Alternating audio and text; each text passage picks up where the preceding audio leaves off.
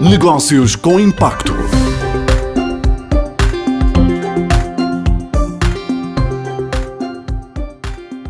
Olá, bem-vindos a mais um episódio do Negócios com Impacto, um podcast da Renascença em parceria com a Católica Lisbon School of Business and Economics. Esta semana e neste episódio o meu convidado é Miguel Munhoz, é fundador da Nevada Investments, uma empresa portuguesa que trata de investimentos e de gestão de capital. Miguel, muito bem-vindo à Renascença.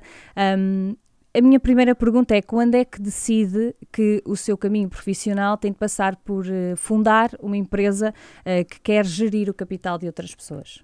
Boa tarde. Antes de mais, gostaria de felicitar-vos pela iniciativa e pela parceria entre a Universidade Católica e a Rádio Renascença. Tive o prazer de assistir aos convidados e aos empreendedores anteriores. E creio que seja uma grande oportunidade para exporem os seus negócios, nomeadamente negócios que tenham impacto na sociedade. Eu sou o Miguel Munhoz, estudei na Universidade Católica, posteriormente decidi dar continuidade ao meu percurso académico, fiz mestrado no Reino Unido, fiz MBA em Barcelona. A ideia de montar uma sociedade gestora partiu também por esse contato que eu tive com diferentes realidades e diferentes backgrounds, a diversidade no MBA e no mestrado, em que os países que prosperaram todos têm um mercado de capitais, diria, vibrante e pujante, e, portanto, o nosso objetivo seria esse mesmo, não apenas em termos de ideologia política que funcionou nesses países e que esses países conseguiram, hoje apresentam melhor qualidade de vida, mas também replicar um pouco daquilo que é o mercado de capitais nesses países e, portanto, surgiu sobre esse tema. Surge em 2022 a ideia, na altura para, digamos, o arranque, do que é que precisou? Como é que foi o início? Com que base arrancou? Tentou algum financiamento? Como é que chegou aos clientes? Os sócios, nós constituímos a Sociedade Gestora em 2022, portanto, num período um pouco com turbulência, digamos assim. Tínhamos a pandemia, tínhamos a invasão da Rússia à Ucrânia e tínhamos o ciclo e a crise inflacionista e, portanto, tínhamos essa ideia de que o mercado de capitais, mesmo nesses períodos, faria todo o sentido e deveria estar presente aqui em Portugal de uma forma mais sofisticada. No início, o capital dos gestores e dos sócios foi o que acabou por ajudar a constituir o fundo de investimento e a sociedade gestora. Portanto, numa fase inicial, todos os gestores têm o próprio património ou das suas famílias dentro do fundo de investimento e, portanto, começámos numa ótica de tentar também alinhar o interesse dos nossos clientes com o nosso interesse também pessoal e, portanto, a estratégia que hoje oferecemos é a mesma que gerimos também com o nosso património e com os nossos recursos. No início. E depois, quando é que conseguem, então, ajudar pessoas externas a ter fundos e a gerir fundos de outras pessoas? Quando é que está o primeiro cliente? A Sociedade Gestora ficou elegível em setembro de 2024. Portanto, o período de 2022 até 2024 foi um período em que a nossa sociedade era uma holding, uma SGPS, e, portanto, não estava elegível para comercializar. Hoje, recentemente, tivemos a aprovação com a CMVM e a partir de setembro de 2024 tivemos a possibilidade não só de constituir o fundo, mas também de comercializar. O fundo hoje está registado na Interbolsa, está registado na Euronext, portanto temos um ISIN code que os investidores poderão procurar. Nós também teremos o nosso contacto e daremos o nosso contacto também, temos o nosso contacto disponível no site, mas o processo foi após a aprovação da CMVM, estávamos sim elegíveis perante o regulador para também comercializar o fundo de investimento. Depois dessa aprovação, começaram a divulgar mais? Como é que chegaram aos investidores? A estratégia ela divide-se em duas vertentes. temos uma estratégia de médio e longo prazo em que ambicionamos a captação de capitais provenientes de institucionais e, portanto, sabemos que essa tem uma maior dimensão e que essa estratégia poderá nos dar alguma sustentabilidade financeira a médio e longo prazo. Porém, também temos hoje essa ambição de disponibilizar também para retalho investidores que tenham esse apetite também por investir, por retirar. Hoje temos os depósitos bancários que aproximadamente temos 170 mil milhões em depósitos bancários e queremos captar parte desses recursos para investimento produtivo, para o mercado de capitais. Portanto, sabemos que esse capital está dividido entre empresas e famílias, pessoas singulares, e acreditamos que se esse capital fosse alocado no mercado de capitais, essa injeção na economia daria para incentivar, estimular a economia, desenvolver novos negócios, financiar os empreendedores que estiveram presentes aqui também no programa e em todos os setores e indústrias, desde a agricultura, serviços, bens, enfim, teríamos um objetivo também de no futuro ter outros fundos que pudessem também financiar todas essas empresas e em diferentes estágios, sejam pequenas empresas de dimensão pequena, sejam startups ou sejam empresas que têm ambição... Já conseguiram ajudar alguém? Já ter algum investidor? Hoje temos investidores. O fundo hoje ele teve que se adaptar um pouco à realidade portuguesa e, portanto, a falta de literacia e a nossa ambição também de democratização financeira e literacia financeira também perante os portugueses era também de trazer um fundo com um risco um pouco mais moderado, mais reduzido, porque essa falta de literacia ainda precisamos de um passo, se calhar, inicial para as pessoas também se habituarem ao mercado de capitais, começarem a planear também retornos e futuros sobre o património que hoje detêm e possuem. E, portanto, hoje o fundo multiativo ele investe em obrigações soberanas, que os certificados da Forro, conhecidos como certificados da Forro, obrigações corporativas, ações e divisas, e em ativos e geografias em ativos globais.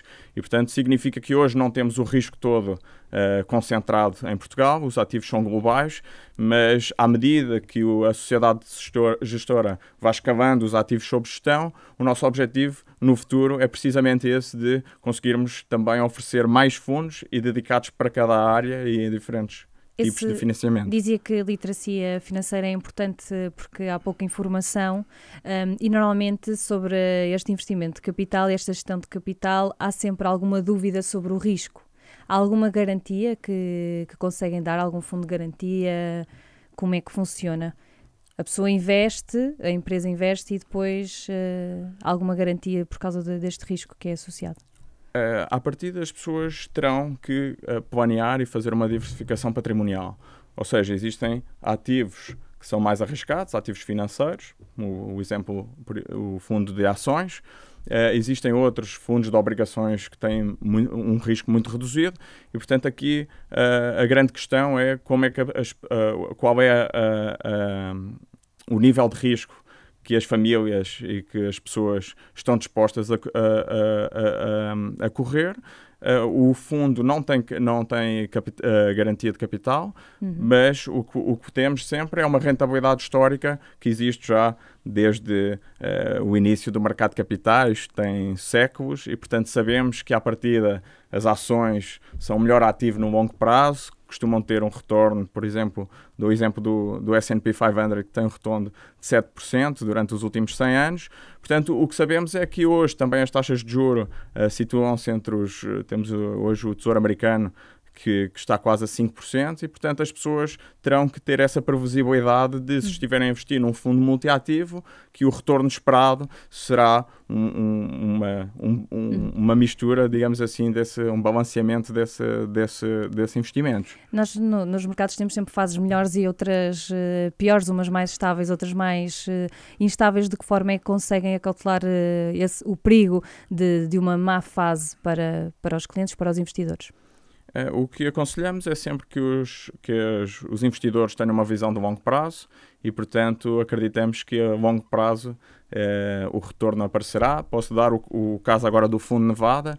Nós, em 2022, tivemos a crise inflacionista e, portanto, enquanto a taxa de juros foi de 2% para 4% aqui na Europa, os mercados caíram e o Fundo Nevada, mesmo assim, performou, teve uma rentabilidade superior a 5%. Hoje, atualmente, se contabilizarmos apenas 2025, o fundo também já está com uma performance acima de 5%, e, portanto, existe hoje a crise tarifária, e, portanto, o que os gestores fazem, eles já estão, digamos que o trabalho é precisamente esse, de ficarem preparados para todas essas oscilações e variações do mercado e posicionarem-se de uma forma que acham que o mercado, e ter uma visão sobre o que acham que o mercado vai performar. No entanto, eu acredito que é sempre vantajoso reinvestir,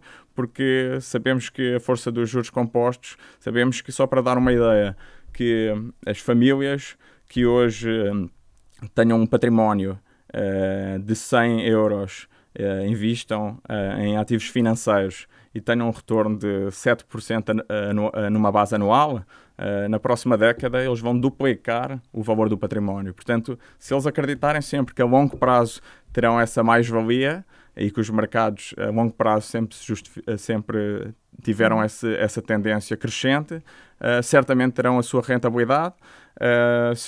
Se hoje pensarmos, existem alguns obstáculos para os investidores investirem, eu acho que não investir é um custo de oportunidade muito grande.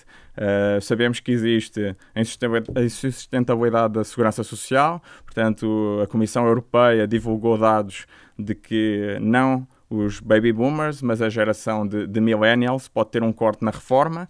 Portanto, uma boa forma e uma boa alternativa para criar alguma riqueza, preservar o património e, se possível, criar alguma riqueza, é investir se possível, ter um património que seja confortável depois para essa fase na sua vida, que também pela crise demográfica terá custos associados de saúde, enfim, terá custos durante vários anos. Sendo que aqui em Portugal há muita reticência da população em participar num fundo em investir em ativos. Ainda há alguma resistência? Eu creio que existe a resistência na medida em que a literacia ainda é muito reduzida e, mas, portanto, alguns com outros países da Europa... Sim, acredito que estejamos na cauda da Europa em termos de literacia.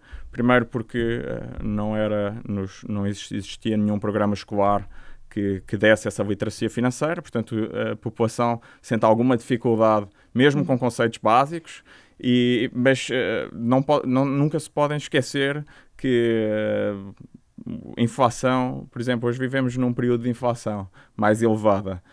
Significa que o facto de deixarem os recursos em depósitos, como estamos a assistir, estes recursos perdem poder de compra, perdem poder de compra para a inflação. Portanto, os bancos centrais hoje têm uma meta de inflação de 2% para países desenvolvidos. Outros países, como o Brasil, têm metas de 3%. Outros países emergentes, Índia, creio que 4%. Portanto, os investidores e as pessoas lá em casa que nos estão a assistir têm que perceber que todos os anos elas estão a empobrecer para a inflação. E se considerarmos essa taxa de inflação durante a próxima década, eu diria que metade do poder de compra, ou seja, 50%, temos 50% de perda desse valor. Porque os bancos centrais emitem moeda, ou seja, à medida que existe uma expansão da base monetária e que se imprime mais moeda, essa mesma moeda acaba por perder valor e, portanto, existem os mesmos bens e serviços e, como existe uma maior quantidade de moeda, essa moeda acaba por se desvalorizar. Portanto, eu acredito que existe essa resistência, mas o custo de oportunidade é muito maior. Como é que contornam esta resistência? Como é que é difícil convencer algum investidor? Como é que é o vosso processo de comunicação, de divulgação de que nós estamos aqui, queremos fazer isto? Esperam que as pessoas procurem ou vão mesmo tentar procurar potenciais investidores? Julgo que a melhor estratégia é a educação financeira, participarmos em podcasts como este, darmos a conhecer alguma informação do fundo, partilharmos as nossas teses de investimento. Enfim, as pessoas, quando ficarem familiarizadas com os ativos financeiros, hoje estamos muito focados em fundos imobiliários e fundos de capital de risco, que é o que o mercado português ainda oferece, mas existe uma classe de ativos que são igualmente importantes e servem para e são altamente importantes também para uma diversificação, uma boa diversificação patrimonial. Portanto, eu creio que a educação e a tecnologia nos ajuda muito. Acho que programas como este conseguem abranger muitas pessoas. Redes sociais. Ainda não tivemos tanto tempo para desenvolver conteúdo, mas esse é um objetivo de termos no futuro, sim, partilharmos mais conteúdo, mais teses, para que as pessoas consigam acompanhar. Nós das redes sociais assistimos muito, e aqui já peço uma opinião mais pessoal do Miguel, porque também ainda é jovem. Nas redes sociais assistimos muito a influencers a dar conselhos sobre investimentos, e depois às vezes há notícias a seguir que não foi o melhor conselho. Como é que vê essa, digamos que, proliferação de informação sobre investimento nas redes sociais, em que temos pessoas que não são da área nem do setor a fazer esta promoção? Não assusta os negócios que estão devidamente preparados para isso? Assusta na medida em que hoje temos acesso a muita informação e às vezes isso causa alguma desinformação. E, portanto, creio que parte um pouco também das instituições com alguma credibilidade, passarem as pessoas que estão qualificadas, porque temos que pensar que existem profissionais, é uma atividade, é uma indústria que tem décadas e, portanto, são profissionais que acompanham o mercado todos os dias, diariamente, que estão a acompanhar os cenários macroeconómicos, que estão a acompanhar políticas orçamentais de outros países, políticas monetárias dos bancos centrais ao redor do mundo e, portanto, eu creio que isso é bastante importante também transmitir, que a equipa de gestão é uma equipa extremamente profissional e que faz isso da vida e, portanto, é muito difícil às vezes replicar, às vezes pelos influencers. O que eu acredito que às vezes, e que tem certamente e que terá algum apoio também do nosso lado, é utilizar também, porque têm voz, e tentar chegar a mais pessoas para que essa democratização financeira aconteça e seja com a maior brevidade possível. Voltando aqui à Nevada, há uma curiosidade sobre o nome. Este nome não é escolhido por acaso. Sim, a Nevada foi um navio, foi um documentário que assistimos há bastante tempo. Foi um navio que resistiu à Segunda Guerra Mundial e, portanto, ele foi atacado pela Armada Japonesa e nós acreditamos que o nosso negócio é precisamente esse. Existem anos em que a rentabilidade é mais elevada, existem outros anos que existe mais turbulência, mas que a resiliência, exatamente, que a resiliência sempre vence e, portanto, acreditamos que este negócio tem que ter uma parte emocional bastante forte, digamos assim. Mencionou já alguns sócios no processo inicial. No total, neste momento, envolvidos na Nevada, quantas pessoas estão a trabalhar? Neste momento temos os 5 sócios, trabalhamos no BTG Pactual, na América Latina, o maior banco de investimento da América Latina. Temos a ambição, à medida e progressivamente, teremos essa ambição de recrutar recursos humanos. No entanto, precisamos de também ativos sob gestão para que consigamos também ter essa receita. Atualmente temos apenas um fundo, não temos hoje competência para fazer a gestão de outros fundos de investimento que nos obrigam a acompanhar outros mercados, digamos assim. Portanto, o nosso objetivo é, naturalmente, termos mais pessoas que façam parte da sociedade Nevada. Temos também, para o futuro, grandes desafios. Gostaríamos de ter presença não só nesses fundos de investimento, mas também ter fundos direcionados também para a parte de ESG, política de ESG. A descarbonização é muito importante para nós nas nossas teses de investimento. Sabemos que o Acordo de Paris é ambicioso. Emitimos 51 mil milhões de toneladas de carbono para a atmosfera anualmente. Temos que ter fundos e eu creio que o setor é utópico achar que o setor público conseguirá financiar toda esta transição. Todas estas indústrias vão ter que mudar, vão ter que alterar o modus operandi das próprias empresas. Estima-se que serão aproximadamente 60 trilhões de dólares para essa transição e, portanto, não existe países que tenham essa riqueza hoje e, portanto, acreditamos que é muito importante termos o setor privado, nomeadamente sociedades gestoras, que também consigam financiar não só empresas, mas também o Estado, porque, na verdade, a sociedade gestora também investe em obrigações e, portanto, os Estados também emitem dívida pública e são eles que constroem e financiam todos os projetos, obras públicas, seja escolas, hospitais, aeroportos, pontes, e, portanto, o que nós queremos é participar em toda esta transição que agora acreditamos que será um grande desafio para os próximos anos e próximas décadas. A Nevada abriu, digamos assim, ao público em setembro do ano passado, mas é possível saber como é que está a saúde financeira, como é que correu os primeiros meses? Sim, atualmente a informação também é pública. Faz parte também da sociedade gestora em termos de reportes e de deveres legais e obrigações legais. Hoje, a saúde financeira é boa, estamos saudáveis, temos tido essa performance bastante positiva durante este período, desde 2022, portanto, à medida que nos permita também captar mais capital, a sociedade conseguirá também ter mais receitas, investir essas receitas, esse lucro, também em novos projetos. E, portanto, o nosso objetivo hoje de sustentabilidade financeira ele foi assegurado e a salvaguarda foi também devido aos gestores, numa parte inicial, terem feito essa alocação do património pessoal. E, portanto, agora o objetivo é escalarmos para outros projetos. No site da empresa, vocês têm um quadro com umas percentagens e não deixei de reparar que o final do ano parece ser sempre mais difícil. Não é? Tem sempre dados mais negativos. Há alguma explicação ou é natural? As nossas teses, elas mantêm-se durante vários anos, portanto, nós demoramos meses e às vezes anos a acompanhar indústrias.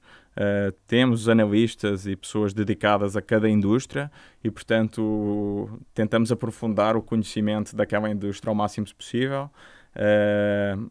Portanto, as nossas teses não são tanto de acabar por resgatar ou por deixar desinvestir em certo ativo no final do ano. A nossa visão é muito mais de longo prazo. No entanto, existem alguns, eu creio que também fundos de pensões e alguns fundos também que operam e day traders que também operam diariamente para ter os seus lucros e muitas das vezes essa alocação de capital vai um pouco ao sabor das notícias e das narrativas também que acompanham de mercado.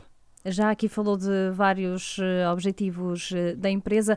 Também nos últimos episódios quase todos os participantes referenciaram a importância de terem estado na Católica Lisbon e também a rede de contactos com que ficaram. No seu caso, do que aprendeu na Católica Lisbon, de que forma é que o que é que tem servido mais para a empresa?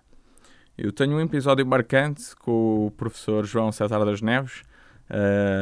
Também muito mencionado aqui no Negócios com Impacto. Claro, foi uma aula sobre, na verdade, era a função da moeda e era a economia e a moeda e, na verdade, ele de uma forma didática explicava a ilha e o Robinson Crusoe e, portanto, tenho essa aula ainda na minha memória e, portanto, ainda me recordo desse episódio E em termos de, acredito que de espírito empreendedor, acredito que é uma universidade que, pela excelência da educação, também promove muito essa ambição de desenvolvermos as indústrias, termos essa coragem também e alma de empreendedor para constituirmos empresas e, portanto, eu acho que está totalmente direcionada também para esse âmbito de iniciativa privada. E a rede de contactos ajudou em algum momento?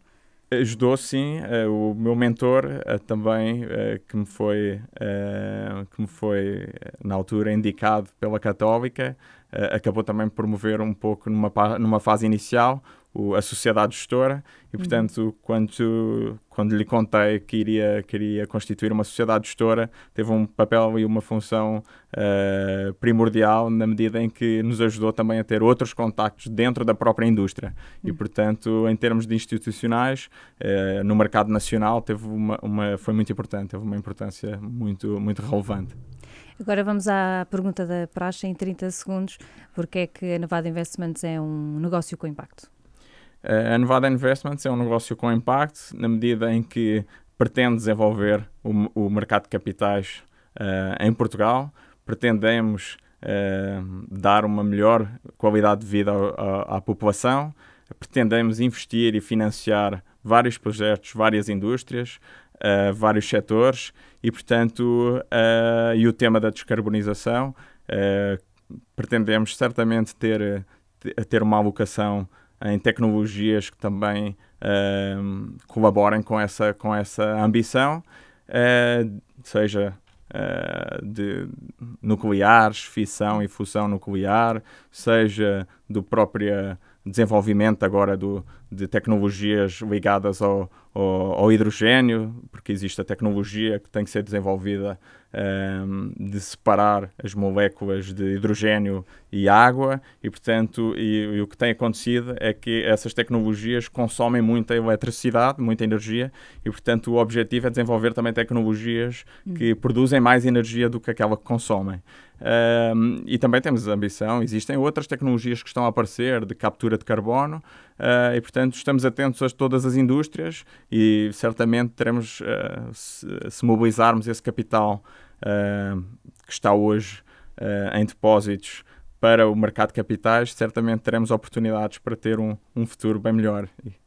Miguel Munhoz, muito obrigada. Ficamos por aqui com o fundador da Nevada Investments, o Negócios com Impacto. Regressa depois para mais um episódio. É um podcast da Renascença em parceria com a Católica Lisbon. Negócios com Impacto.